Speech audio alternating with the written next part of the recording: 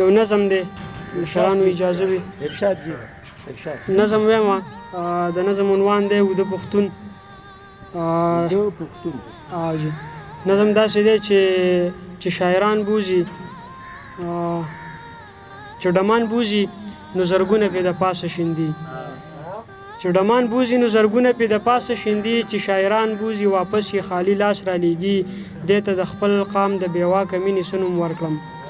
دې ته د خپل قام د بېواکه مینې څه نوم ورکړم که په پښتو ژبه مو لږ غوندې کې خیال کړی وی که د دروغو د خبرو نه مو پال کړی وی عمردراز مروت به داسې په بیارځۍ مړ کېدو هارون باچا به خپل وطن کنډر کنډر پرېښودو ګلزار علم به پېښور کې په یو لوی روغتون کې د خپل بچي د سر خیرات زموږ نه غوښتلی که چا زموږ د مشرانو احترام کولی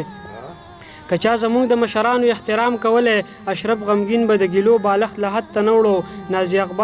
نازي اقبال به په مشال ریډیو کې دا نه ویل چې زه لندن ته د پښتون د لاس د مرګه راغلم طاهر داوړ به یې زموږ د منځه نه ویستلو نقیب محسود به د پښتو په جامه نه مړ کېدو وزیرستان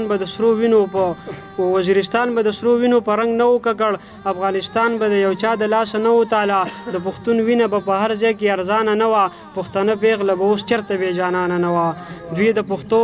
جامه نامه په دهشتګردو تړي دوی د پښتو جامه نامه په دهشتګردو تړي که هر څه کېږي خو زموږ په لمن داغ لګوي د نامې خلک یې زموږ د منځه لرې یوړل چې په چا ډاډو د هغوی سوري یې هم ووجل چې سړی سر پورته کوي سر سلامت نه راوړي که هر څه کېږي خو په ځان باندې تهمت نه راوړي دا خوشفهمي ده چې په تاسو کې دا خیال پیدا شي چې ګینې اوس به چېرته بل ځای کې خوشحال پیدا شي زموږ مننه دا خوشفهمي ده چې په تاسو کې دا خیال پیدا شي چې ګینې اوس به چېرته بل ځای کې خوشحال پیدا شي زموږ د وړو مړو خښو به خبر واخلي کمان به پرانیزي یو زر به ترې خنجر واخلي نه پښتونه دا ټټوان په سوري کلک وتړه دا بېهوده ساز او سامان په سوري کلک وتړه سینه راوباسه دښمن ته خپل پتون ووهه راځه راپورته شه یو چغه د بدلون ووهه تش په پښتو ویلو باندې نه ورځي